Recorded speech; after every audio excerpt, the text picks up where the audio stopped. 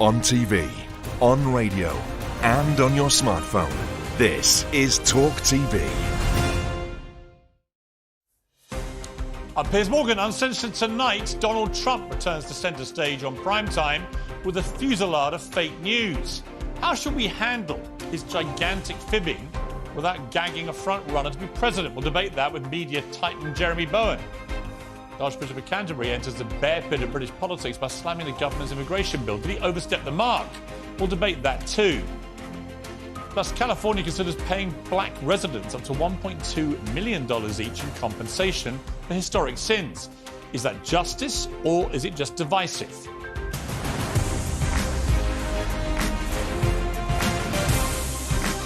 Live from the News Building in London, this is Piers Morgan Uncensored. Well, good evening from London. Welcome to Piers Morgan Uncensored. Donald Trump is right back where he likes to be. He's leading cable news. He's generating headlines across the planet, and he's smack bang in the middle of a storm of his own making, and one that's, of course, all about him. Viewers tuning into CNN's already infamous town hall last night could have been forgiven for thinking it was a rerun from 2016. This was Trump the showman, shooting from the hip with insults, falsehoods, and outrageous diversions at a friendly audience full of Republicans that, like him, met with laughter and applause, however inappropriate that may have been. Firmly in his crosshairs was E. Jean Carroll, a woman that a civil jury had just decided this week had been sexually abused by Trump in the 1980s and been defamed by him as a liar. I never met her. I have no idea who she is. I had a picture taken years ago with her and her husband, nice guy, John Johnson. He was a newscaster, very nice man. She called him an ape. Happens to be African-American. Called him an ape. The judge wouldn't allow us to put that in. Her dog, or her cat, was named Vagina. Well, it was textbook Trump, wasn't it? For every criticism, there was a baseless insult aimed at somebody else. Grilled on hoarding classified documents at Mar-a-Lago, he responded simply by attacking the host from CNN, Caitlin Collins. Why you held on to those documents when you knew the federal government was seeking them and then had given you a subpoena to return them. Are you ready? Are you ready? Can I talk? Yeah, what's you the mind? answer? Do you mind? I would like for you to answer the question. Okay, it's very simple to answer. That's why I asked it. It's very simple you're a nasty person, I'll tell you. This is how Trump dominated the election cycle, of course, when he propelled himself to that stunning victory in the first place in 2016. Rosie O'Donnell was a fat pig, he said. Hillary Clinton was crooked, and so on and so on. Everyone was a loser apart from him. ISIS were losers. CNN were sick losers with very bad ratings. Billionaire Mike Bloomberg was a loser who has money but can't debate. Hillary Clinton was the worst and biggest loser of all time. Every time Trump spoke or tweeted, he reshaped the news agenda around himself. And let's be honest, a lot of the time it was entertaining and sometimes laugh out loud funny. But a lot's changed since 2016. It doesn't feel entertaining or funny anymore. There's a lot of murky water now under the Trump bridge. He helped incite a riot at the Capitol where people died. Last night said he might pardon some of the rioters. He's been criminally indicted over hush money to the porn star Stormy Daniels. He's been proven in a civil court to have sexually abused a magazine writer. He could yet face charges for trying to find votes to overturn defeat in an election which he still claims is rigged. And that's why this all feels very different to 2015-16.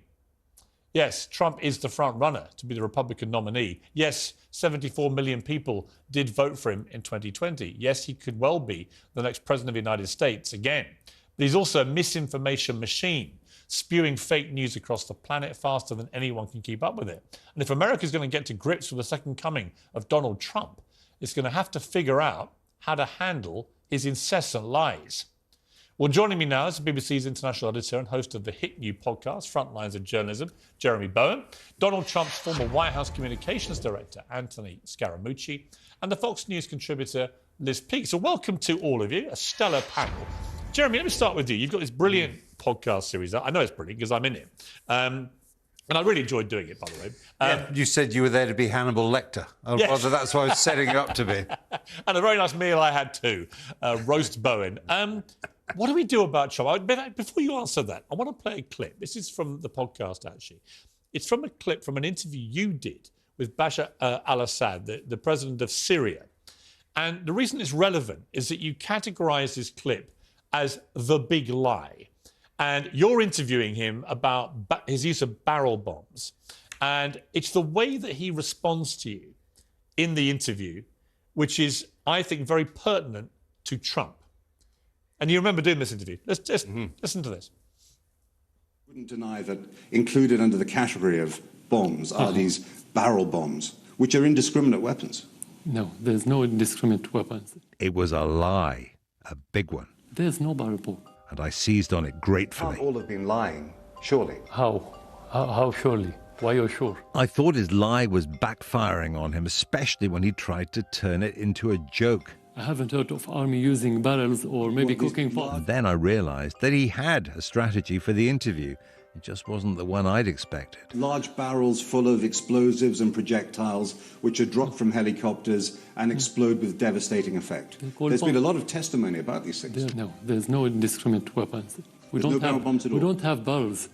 Again, it's like talking about cooking pots. So we don't have cooking pots. I mean, in a way, that sort of chuckle at the end, again, that's a kind of Trump way of dealing with these things. Laugh it off, distract, whatever you can do. But interesting that the big lie was then, the big lie we now see with Trump, of course, with the denial of losing the election. How do we handle it as a global media? How do you handle Trump? Caitlin Collins is an incredibly skilled correspondent, but even she got kind of overwhelmed by the sheer volume of lies that spewed out. It's difficult with Trump because he's like a machine. He spews the whole thing out. When I was talking to Assad, I knew that I was on very solid ground because I'd actually seen the aftermath of barrel bomb attacks myself.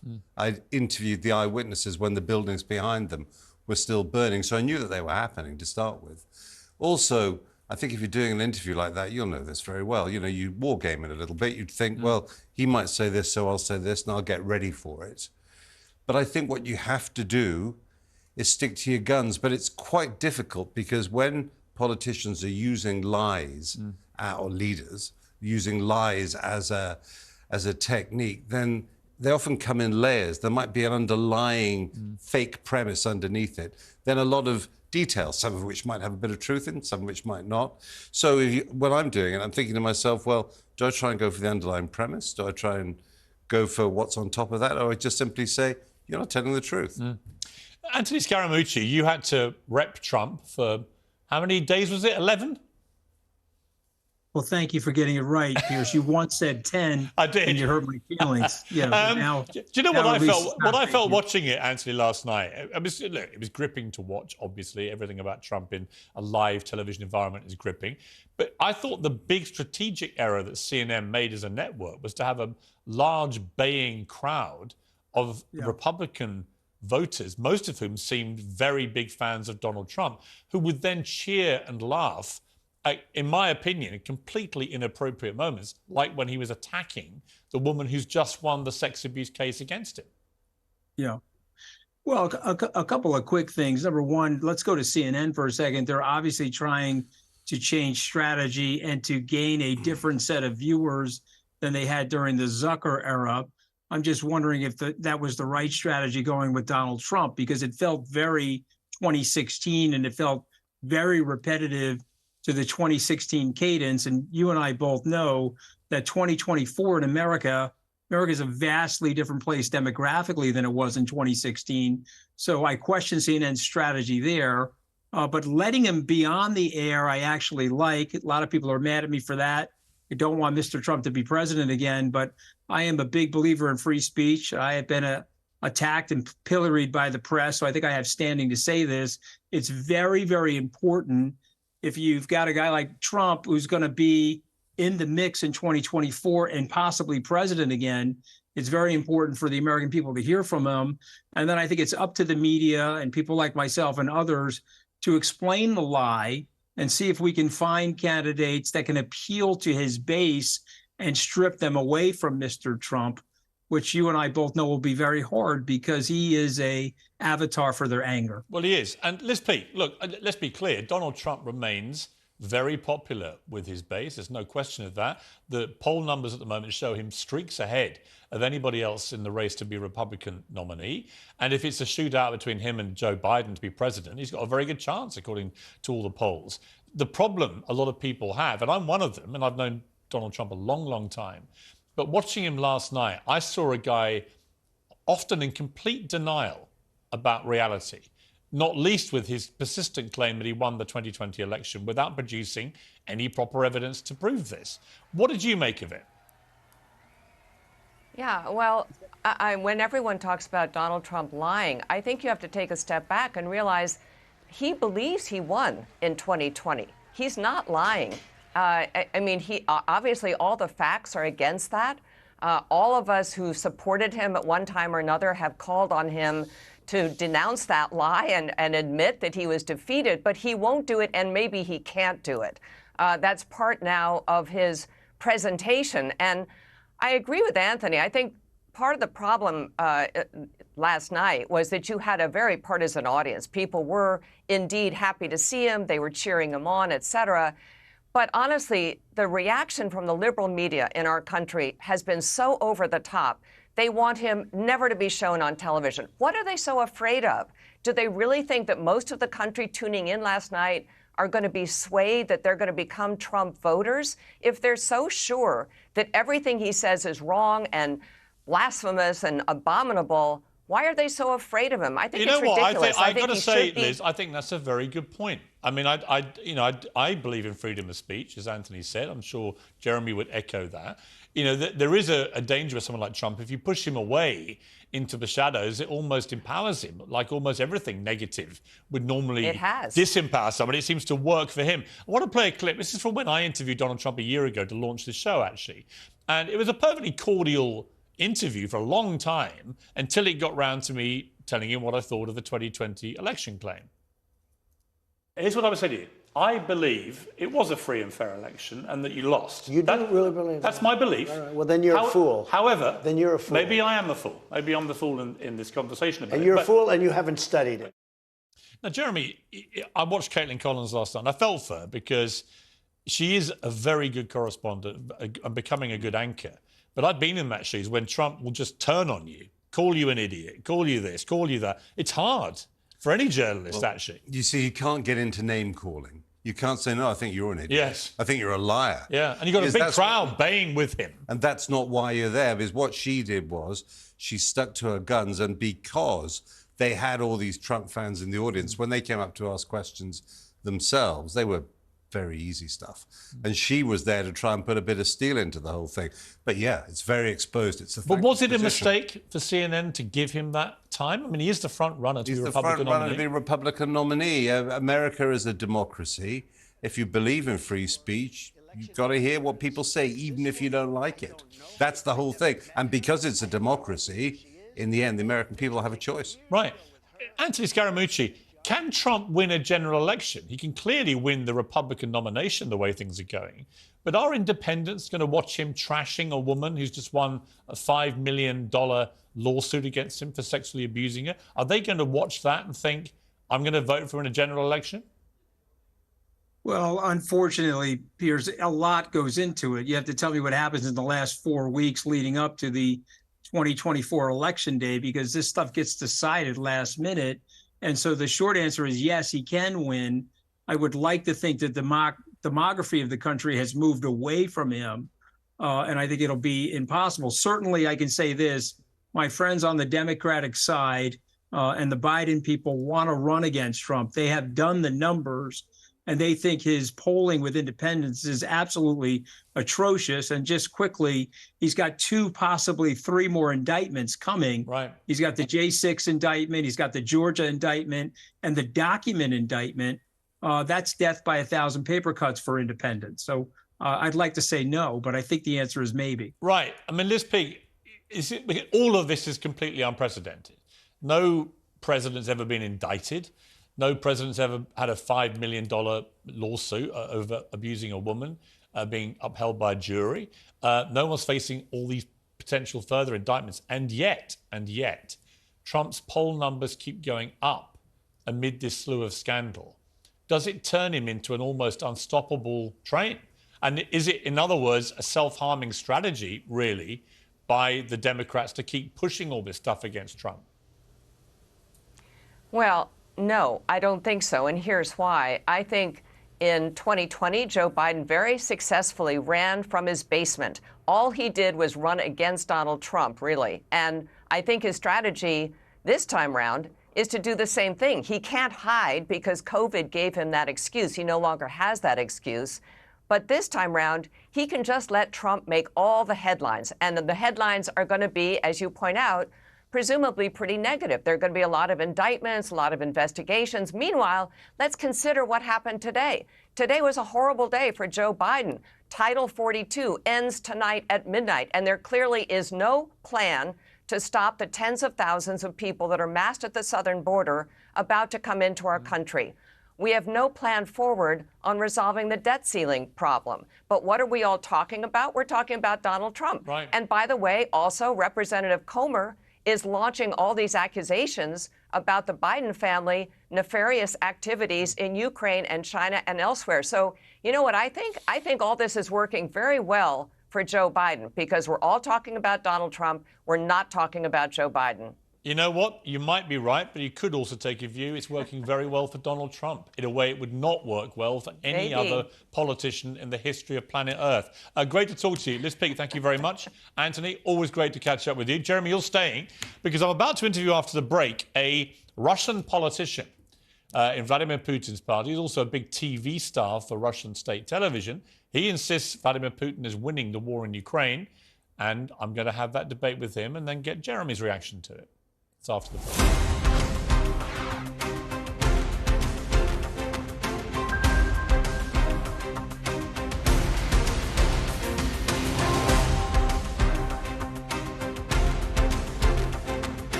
Welcome to the talk. That book has done some serious damage. Stretching it. You can say whatever gender you are, but your sex, you're male or you're female.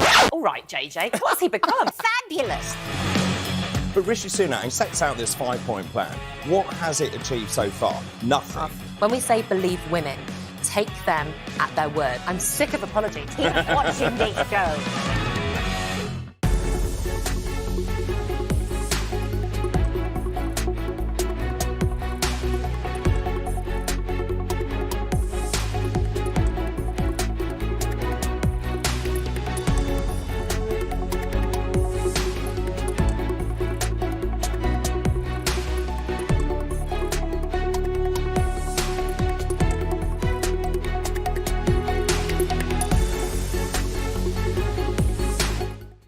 He's back, and he's uncensored. Debating the breaking news and talking to the biggest names. Piers Morgan is live every week with a host of stars. Uncompromising, unmissable, and uncensored. And remember, if you're thinking it, we're talking about it. Piers Morgan, Uncensored, Monday to Thursday at 8 p.m. on Talk TV.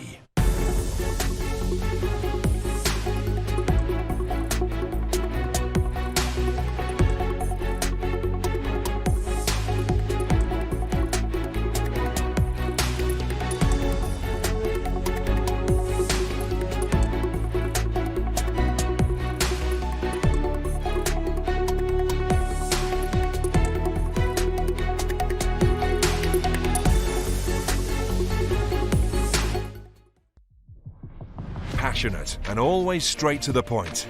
World-class broadcaster Vanessa Feltz is on Talk TV every night of the week. From politics to pop culture, there's no subject she shies away from.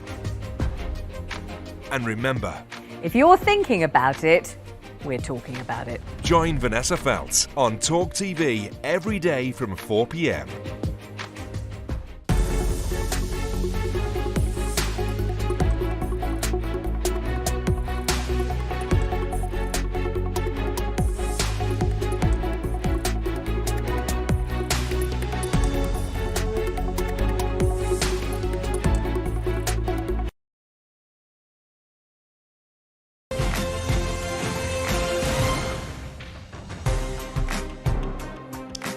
Welcome back to Piers Morgan Uncensored. Jeremy Bowen is still with me. Donald Trump is notorious for his whoppers, we just established, but the godfather of misinformation really resides in the Kremlin, speaking at a bare-bones military parade in Moscow this week, supposedly to celebrate victory, featuring one solitary tank. Vladimir Putin accused the West of unleashing war on Russia. Of course, the opposite is true.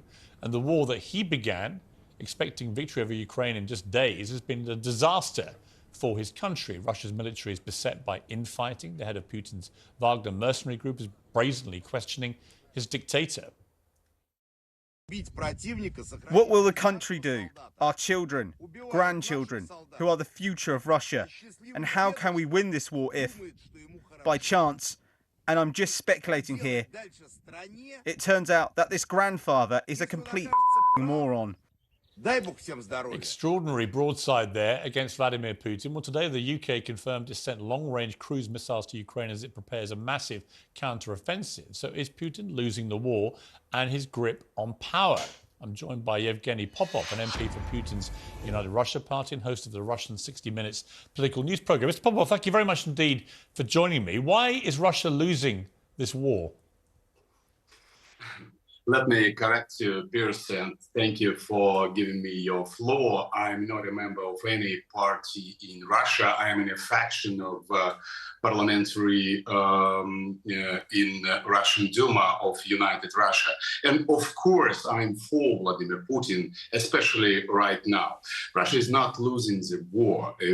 Of course, we can see your plans to make an offense to our territory, to our troops, to some Russian cities inside my country. But we're going to fight for our security guarantees for Russian people on Donbass, because you told a lot of stories today, but you didn't tell the main story.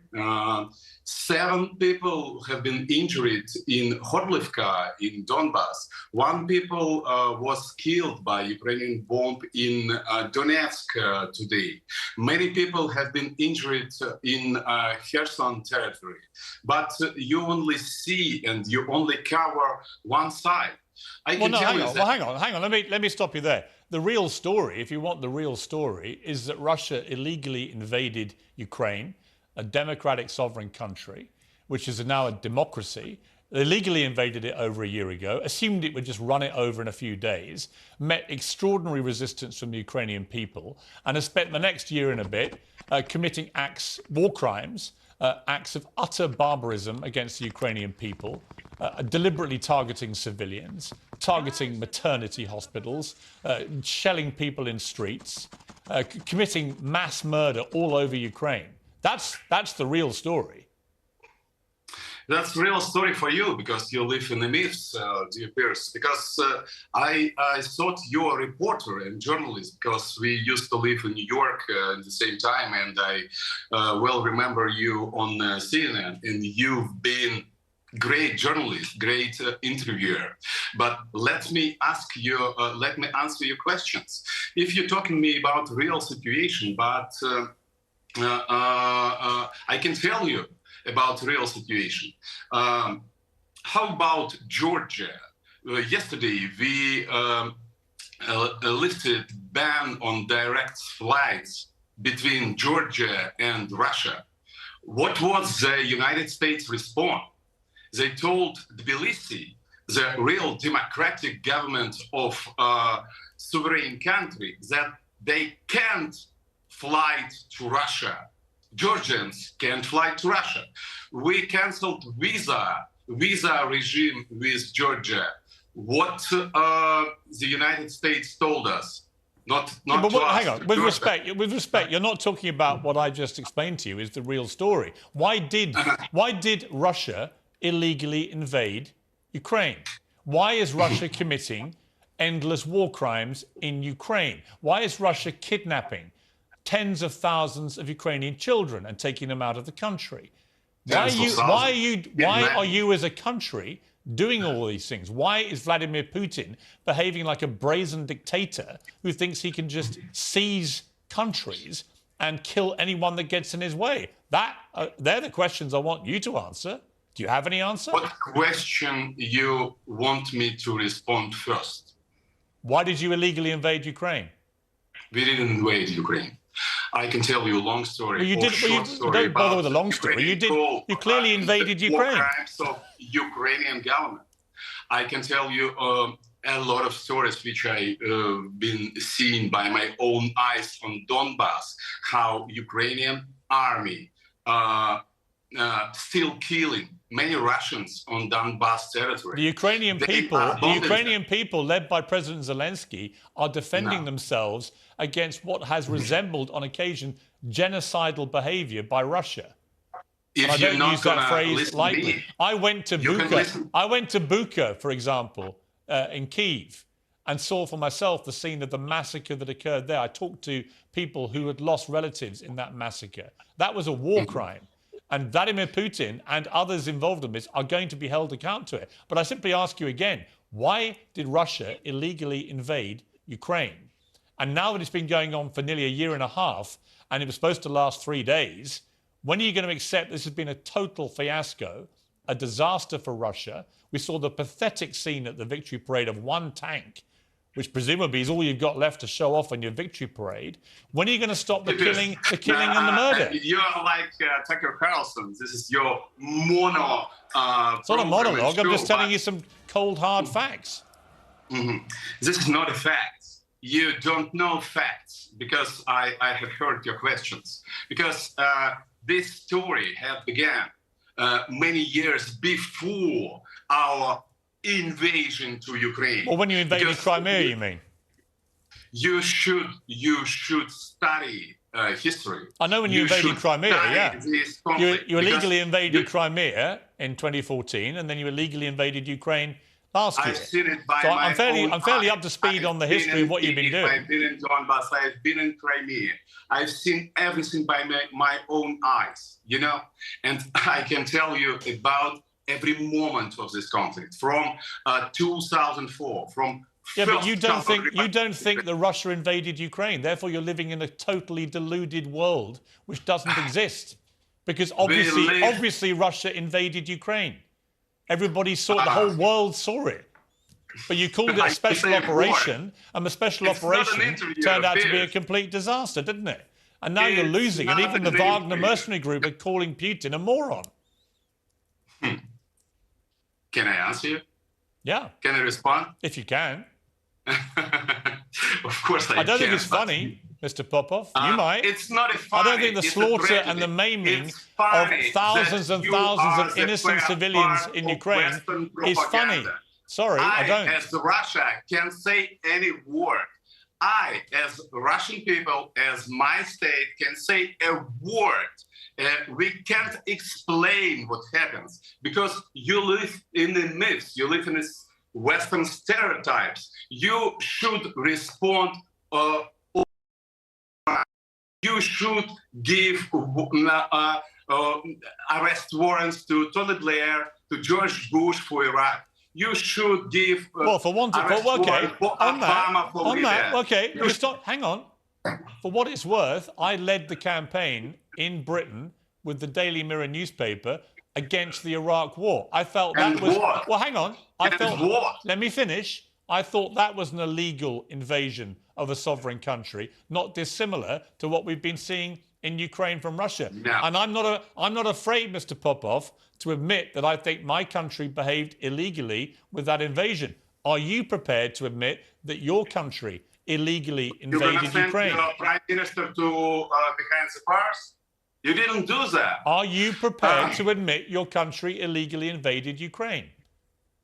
That's completely false, and that's not true. Okay. Mr. Popov, if you can't, honestly, if you're going to deny the obvious, then we're going to have to leave it there. I appreciate you joining me. Thank you very much indeed. Jeremy, this level of delusion where you can have a Russian politician who just will not even admit they invaded a country when we all watched it happen. What do we do with that? Well, I think from their point of view, what they're after is the consistency of their line. They don't want leaks in the front that they've put out. and he's a big supporter of Putin, so he's echoing what Putin says. And he knows he can't convince you.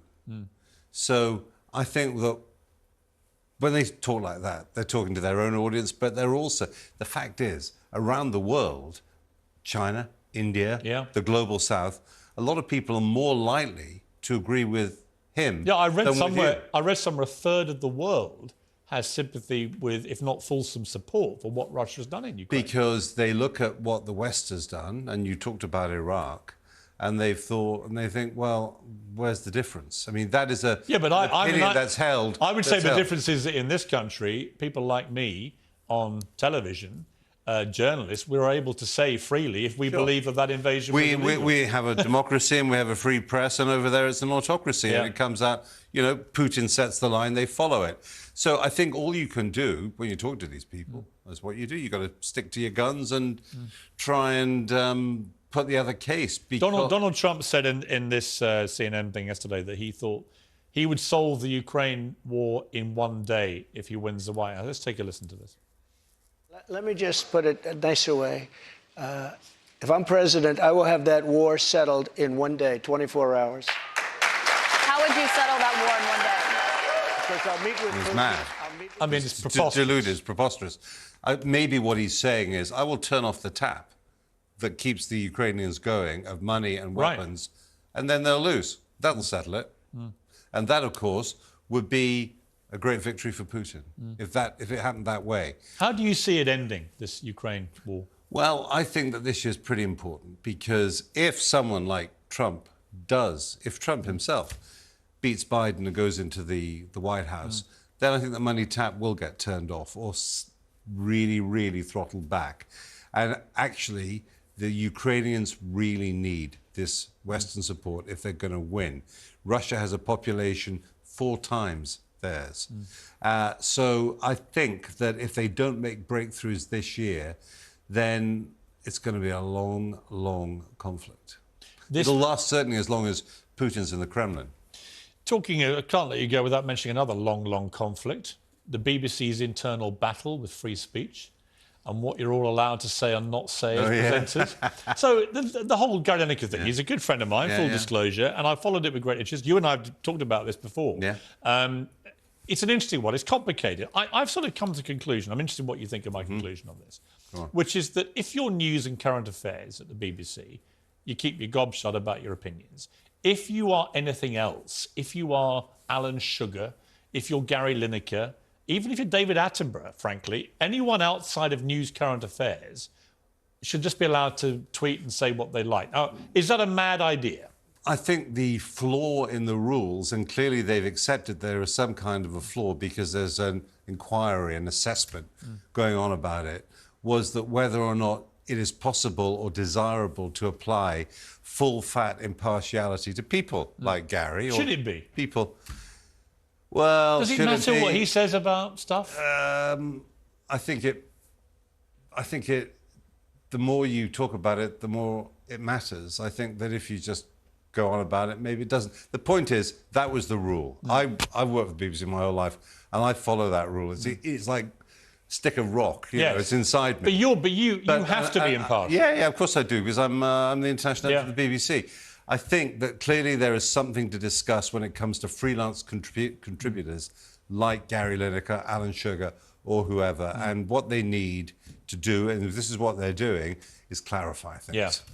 Jeremy, great to see you. The podcast series is brilliant. I know it's running on the radio this week and next week, but it's also available on BBC Sounds BBC Sounds or wherever you get your podcasts. How many parts? There are 10. 10 parts. And how many am I in? Great. You're in at least a couple. Jeremy, great to see you. Thank you very much indeed for coming in. One of the great media figures of this country, a national treasure. Have you been honoured yet or not? I have had I've got I got a medal from the Royal Scottish Geographical Society. No OBE? No, nothing like that. Well, that is ridiculous. If you're watching... You can sponsor me. Well, if a new king is watching, and I think he probably is with his queen, big fans of the show, can we correct this, please? honour this great man. I like the uniform that Rory Stewart got to wear to the coronation. I want one of those. Great to see you. Well, Uncensored next tonight, the Archbishop of Canterbury has attacked the government's migration plans, saying they risk great damage to the UK's reputation. Is he right? Should he be saying any of this stuff if he's the Archbishop of Canterbury? We'll debate that next.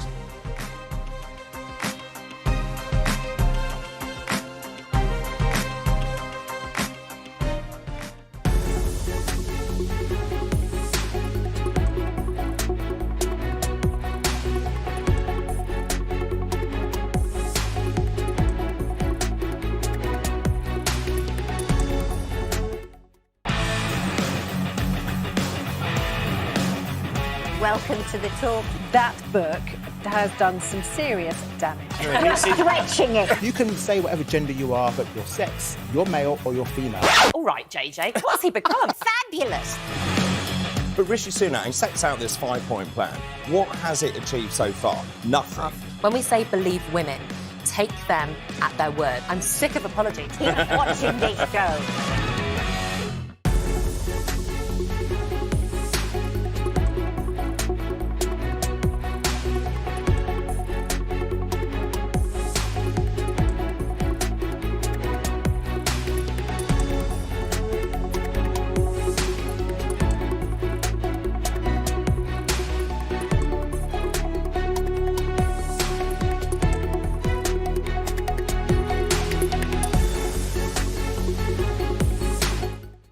He's back, and he's uncensored. Debating the breaking news and talking to the biggest names. Piers Morgan is live every week with a host of stars. Uncompromising, unmissable, and uncensored. And remember, if you're thinking it, we're talking about it. Piers Morgan, Uncensored, Monday to Thursday at 8 p.m. on Talk TV.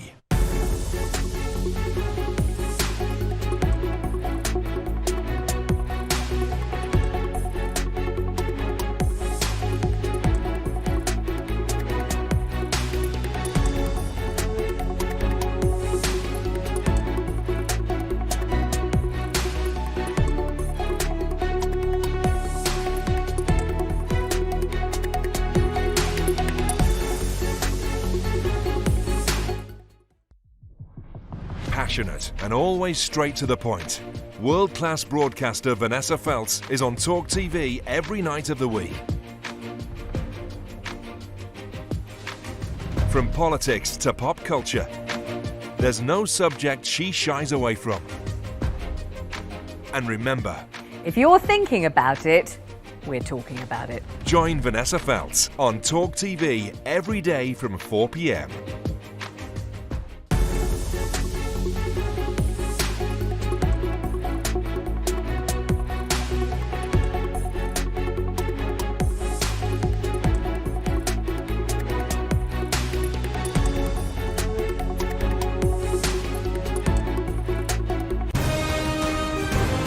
This is Talk TV.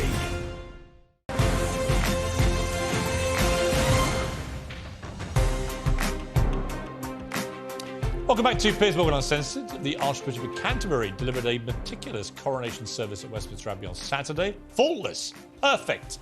This week, he's been preaching about politics instead. Justin Welby, who sits in the House of Lords, claims the UK's illegal immigration bill, which includes sending migrants to Rwanda, is morally unacceptable.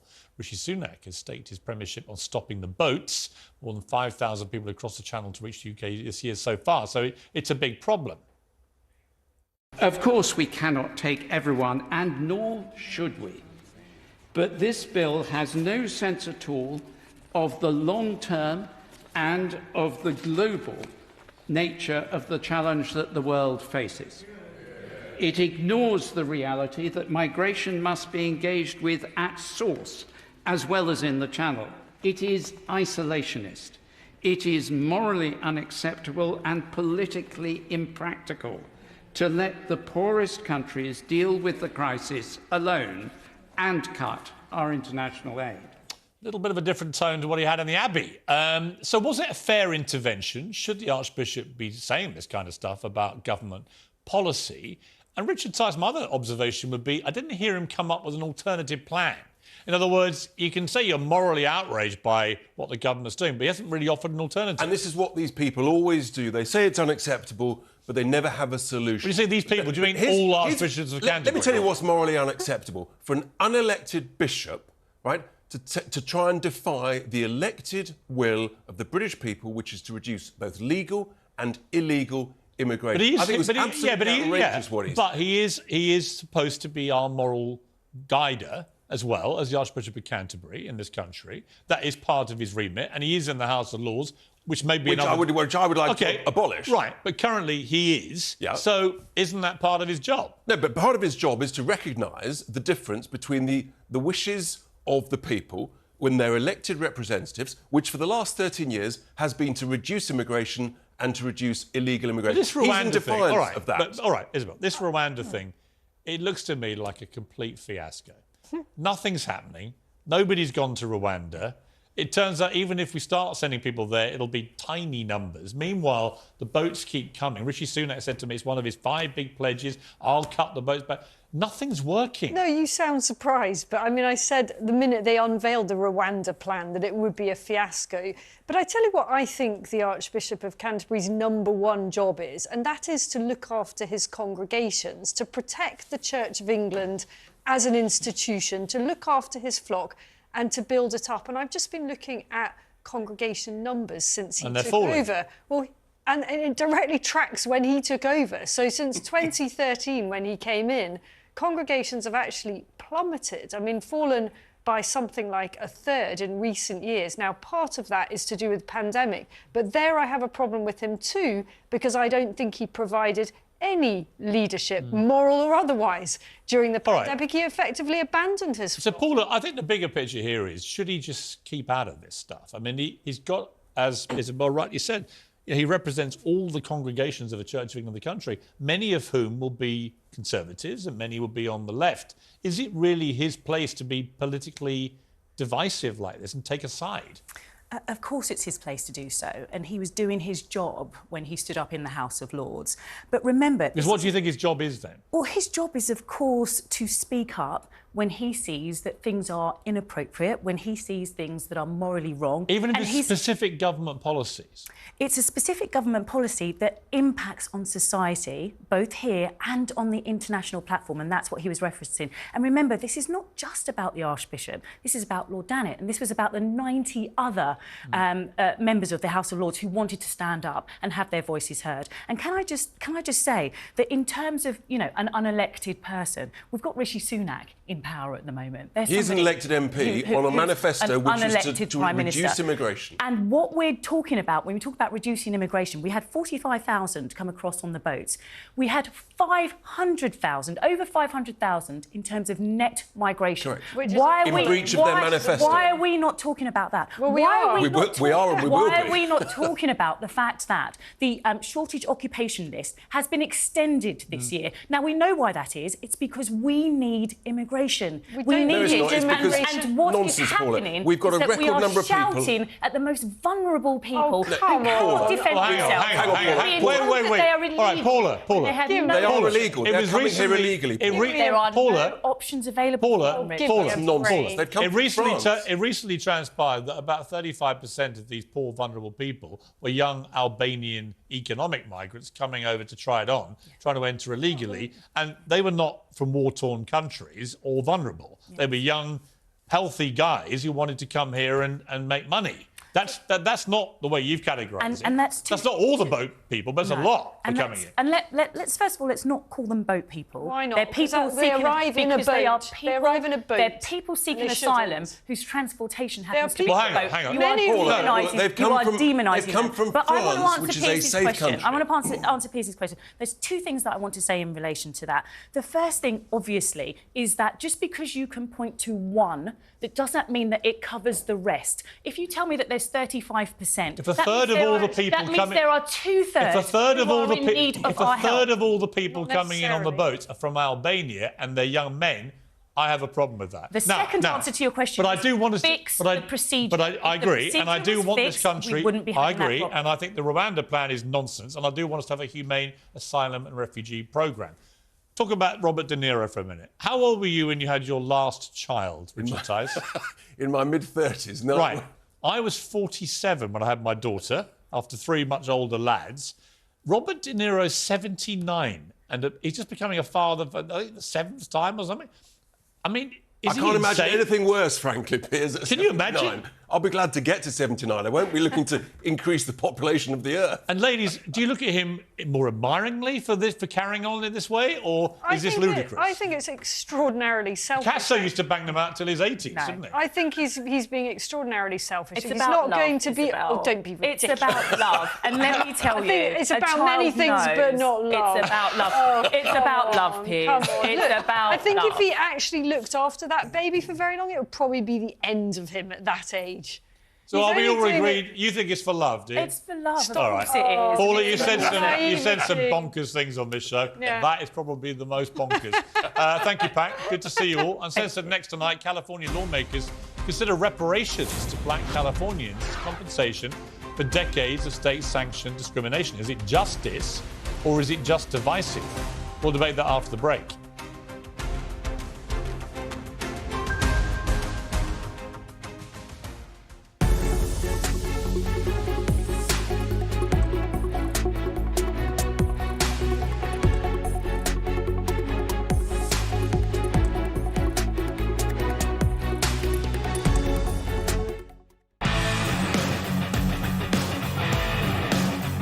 Welcome to the talk. That book has done some serious damage. You're stretching it. You can say whatever gender you are, but your sex, you're male or you're female. All right, JJ, what's he become? Fabulous. But Rishi Sunak, he sets out this 5-point plan. What has it achieved so far? Nothing. When we say believe women, take them at their word. I'm sick of apologies. Keep watching this show.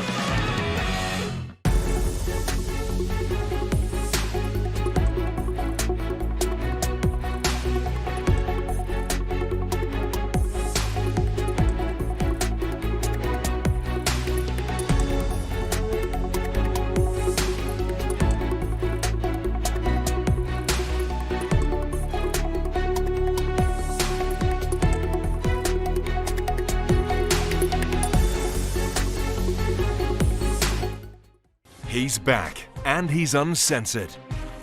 Debating the breaking news and talking to the biggest names.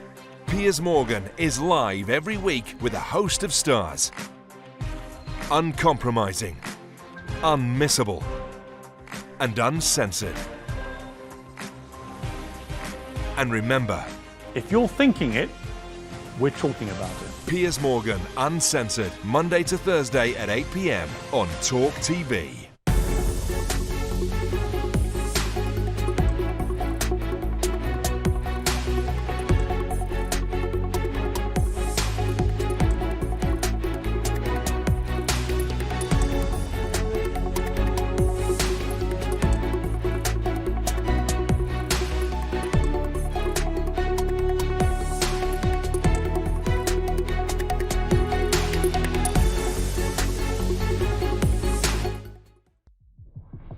Passionate and always straight to the point. World-class broadcaster Vanessa Feltz is on Talk TV every night of the week. From politics to pop culture, there's no subject she shies away from. And remember, if you're thinking about it, we're talking about it. Join Vanessa Feltz on Talk TV every day from 4 p.m.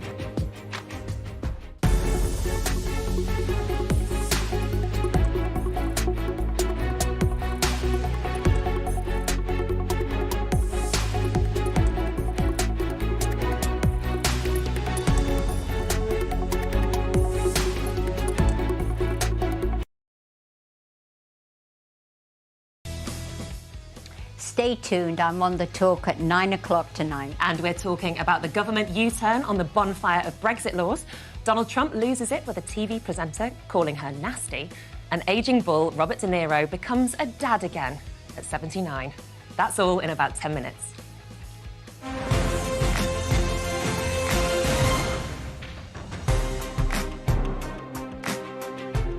Welcome back to Piers Morgan Uncensored. The California Reparations Task Force this week voted to approve recommendations on how the state can compensate black residents for historic discrimination. Governor Gavin Newsom has praised the task force but appears to be cooling on its advice, perhaps because it could cost $1.2 million per person.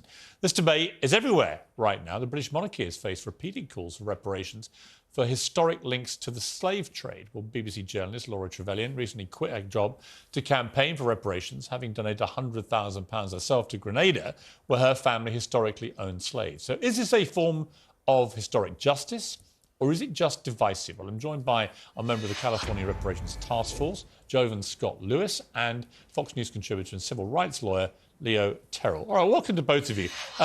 Jovan, let me ask you about this, because on the face of it, I've talked about this quite a lot recently.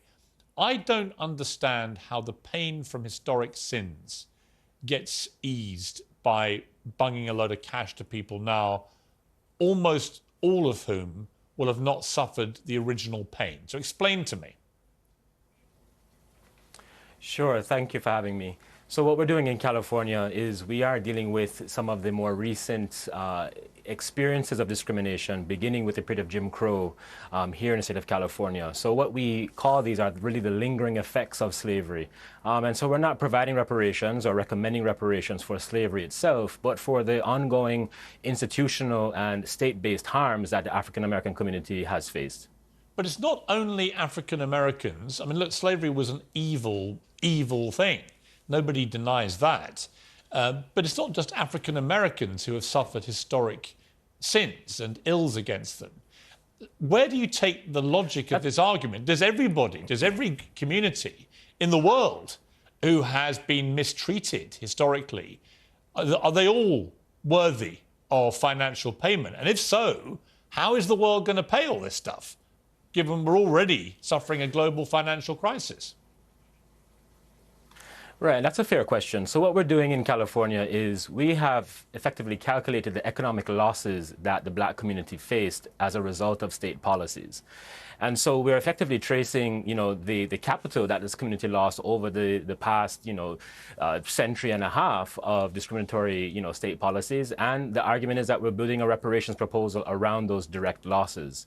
In addition to that, we have, dozens of policies and programs that are helping to effectively end the kind of discriminatory cycle that African Americans have faced in the state. Who's going to pay the bill?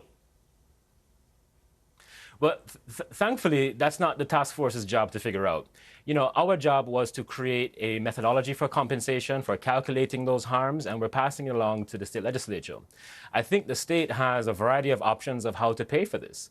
The state, if it decides to pay for it, again, we are recommending compensation. We have come up with calculations for how compensations can be arrived at. But the state has a variety of, I think, instruments and approaches to how to stretch out a payment if they decide to do so. All right, let me bring in Leo Terrell. You've been waiting patiently. Your response to this, Leo?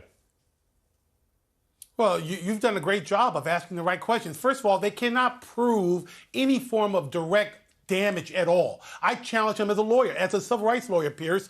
Here's the situation. They talk about institutionalized racism. Where is it? You got black mayors in this state. They talk about systemic racism. Where is it? Where's the white boogeyman that they're talking about? They cannot prove that people of color, black folks, deserve $1.2 million. Does Kamala Harris need it? Does London Breed, the mayor of San Francisco? Does Karen Bass, Barbara Lee, who's a congresswoman? They can't show this. What's the real reason behind this, Piers? I'll tell you what it is. In 2020, during the summer of riots, you had a governor named Gavin Newsom who wants to pander to black Americans in California in order to run for president. And I will submit to you that if such a bill was even contemplated, there would be a challenge to it because it violates the Equal Protection Clause, it's unconstitutional, and it's racist. And I would be the first, as a civil rights attorney, to challenge such a law. Last point, Gavin Newsom came out a couple of days ago, Piers, and said he is not inclined to support reparations in a cash payment. All right. Listen, you've made some fiery points back there. So, Jovan, I guess my overview has been about this issue. Are we now in this country, for example, going to seek some form of payment from descendants of the Romans and the Vikings for their marauding around Britain? And if not, why not? In other words, what's the difference really ideologically behind what you're striving to achieve for the African American community for historic issues and that? And me saying, well, I'm sure some of my ancestors were mistreated by Romans and Vikings. I'd like a large check, please. Sure. And that's a fair question. And, you know, counter to your other guest's claim, we have established the exact record of harm. What we're talking about is that the African-American community, as recent as 1973, here where I live in South Berkeley, was demolished. A commercial district was demolished to build a train station. You're talking about African-American communities that were demolished to build highway systems. So the record of harm is clear. It is direct. And I really do welcome your other guests to view the interim report that we released last summer, which is a 500-page detailed report of the specific and direct harms that African Americans in the state have faced at the hands of state policy. And that's what we're this is what we're But I would say this, Joe, I mean, reparations. there are other communities. The gay community of the world, right, have all had discrimination from the state. Right, you could argue. And you could argue that's caused a lot of pain and harm. So do members of the gay community globally, are they entitled to take your lead and say, right, we were discriminated against by states, we want money for it? In other words, where do you end? Sure, where you end is with state responsibility. And so if those other communities and any communities can establish an actual record of state harm that is intentional, and what I'm saying is that these harms were intentional. We're talking about redlining, where black communities were directly targeted by state dispossession. We are talking about an exact record that has been established. And so if any community can establish a similar record, then I encourage them to make a claim. This is what we're talking about. Okay. This is not about a cultural issue. This is about a record of harms that the state should be responsible for. I understand, and you've expressed yourself in a very civil way, and I appreciate you for joining me on the show. Thank you. And also to you, Leo Terrell, thank you very much indeed to both of you. Well, that's it from me. Whatever you're up to, just keep it uncensored. It's more fun that way. Good night.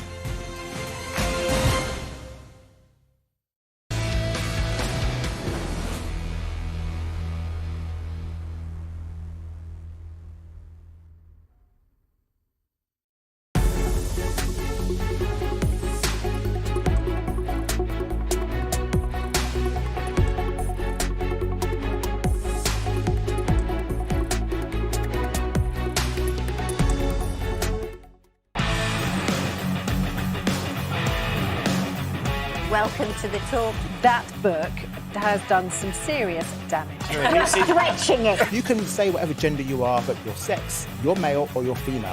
All right, JJ, what's he become? Fabulous. But Rishi Sunak, he sets out this 5-point plan. What has it achieved so far? Nothing. When we say believe women, take them at their word. I'm sick of apologies. Keep watching this show.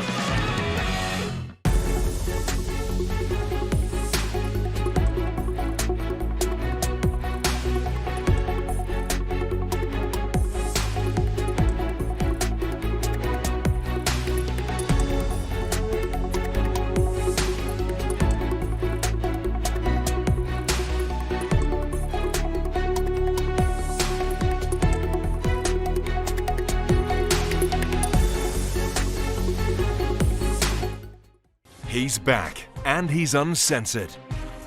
Debating the breaking news and talking to the biggest names. Piers Morgan is live every week with a host of stars. Uncompromising, unmissable, and uncensored. And remember, if you're thinking it, we're talking.